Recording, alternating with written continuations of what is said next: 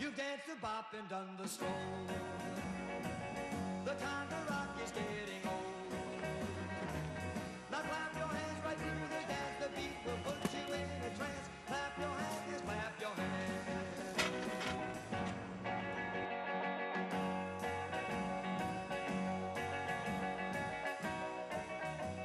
45 RPM. It's a story about a boy who is kind of suffocating in his small town. I immediately fell in love with the story because I myself grew up in a small northern town in L'Orange, Saskatchewan, so it's a strong connection there. And it's a period piece, and it's really a story about friendship, about, you know, becoming an adult, and sometimes becoming an adult before you're ready to.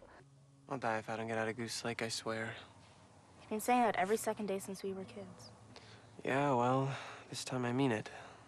They want to get the hell out of Dodge, and by doing so, they find a vice or a way to get out by listening to this transistor radio on the top of this two-story old house. And it's through that they hear the WABC radio program transmitting from New York City, thousands of miles away, and it's for their way to connect with the outside world. Do you hear that? What is it? Shh, quiet. It's rock and roll. Kind of explores the outside world through a technique known as radio skip that was something that I personally experienced when I was a youngster growing up in Canada, and that we could, if you position the transistor radio in just such a way, you could escape the CBC and actually hear the world of rock and roll coming from, in my case, WPTR, where the good guys are, Buffalo, New York. I was in Montreal at the time. I thought... You didn't think. I know, because you never do, Parry. You never think. Now, you had no cause being out there. None whatsoever. You're just damn lucky that these guys found you. You're damn lucky. I'm sorry. You know, the cast of this film is really, I think, an exciting one, because what you have are some of the most experienced actors, you know, in the world, working alongside some of the most, you know, green but potentially exciting actors that are up-and-comers in Canada. You're both in a shitload of trouble. Shitload of trouble. I think that's enough, Constable. You made your point.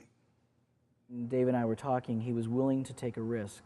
Instead of getting a young kid from a Canadian or a U.S. television series, or a kid that's got a resume this long, we ended up going and searching across Canada for unknown kids. And the young Justine, who plays Luke, and the young Jordan Jarvis, who plays Parry, I mean, there was bigger and technically better actors out there, but these kids brought heart to it, and they were their character, and they were the best choice. Can I go with you, Parry, when you go? I would, but you're too small, and I'd have to take care of you. I can take care of myself. Have for a long time. Best thing we can do for actors maybe with not long resumes is try and surround them with an ensemble, an experienced ensemble, as best we can. So getting August Schellenberg for Peter George was just a windfall for us. So happy he came aboard. Obviously Michael Madsen and Amanda Plummer and Kim Coates. So we couldn't be happier about the ensemble we've built around the newbies, as it were. The Disney kids, sometimes they know their lines and that's all they know. They say the lines and then they're not in the moment anymore.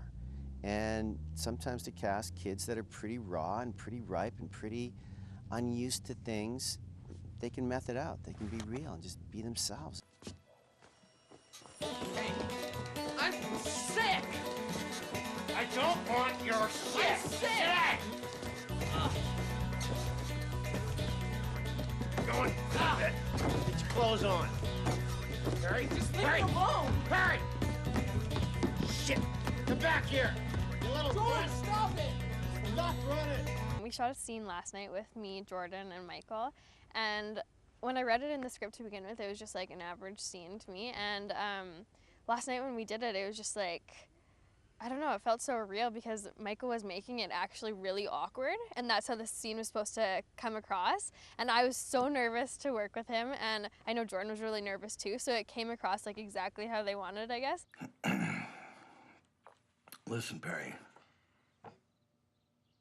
I didn't really have a chance to talk to you the other day about what happened. It wasn't really my place to do that at that time. You understand? Okay, look, I knew this is why I was here. It all happened really, really fast. And I mean, I'd die if something happened to Luke. That's the God's honest truth. Perry, it's okay. That's not why you're here.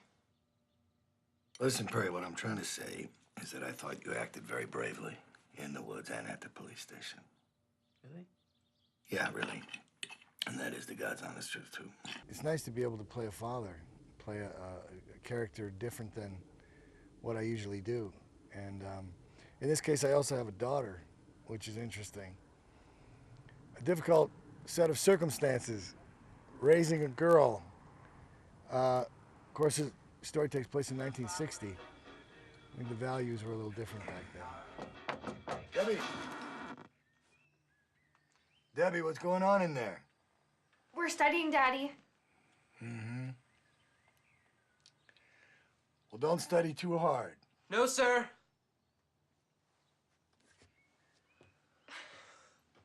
Luke's about 12, 13, and she's not got the best home life because her mom, I think, isn't the best parent, and she's got a lovely boyfriend that's quite abusive to Luke, and she goes to school and she's best friends with Perry, and she wants to be more.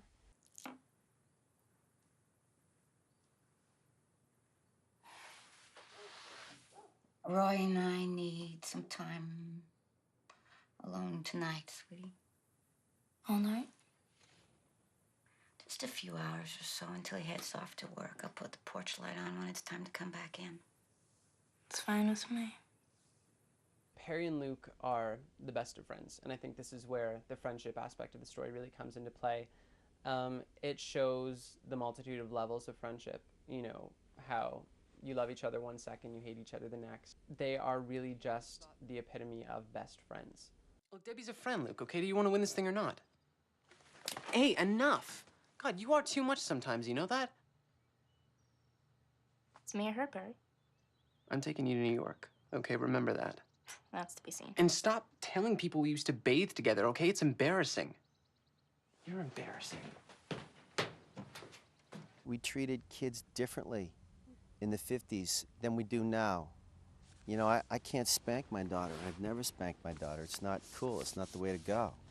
But back in the 50s, man, it was a whole different deal. There's a couple of really growing up moments between me and a young boy that, again, it rips your heart out, but there's some smacking going on. And so for me to get into that generation of how they treated kids.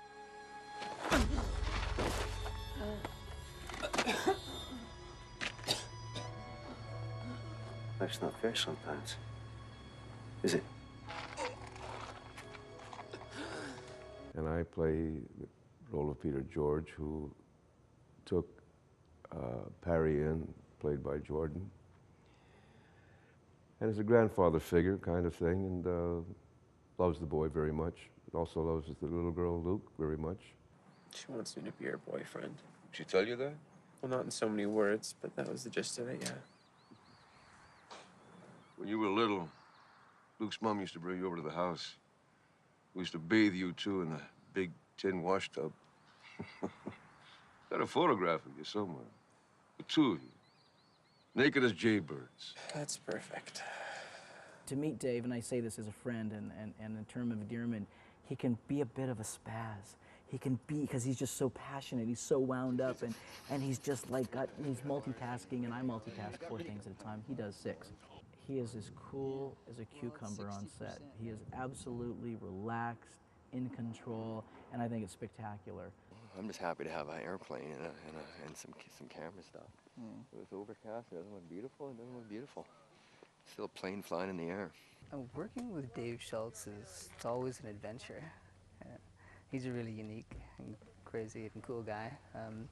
You know, he's one of those guys who's got a bit of a tough exterior, but you know, one of the softest hearts, you know, one of the most kindest gentlemen you'll ever meet. But, you know, he's got a lot of attitude, and I think it comes out of his punk rock origins, you know, from his youth. The camera that's given us our... I've got a video monitor right here, and then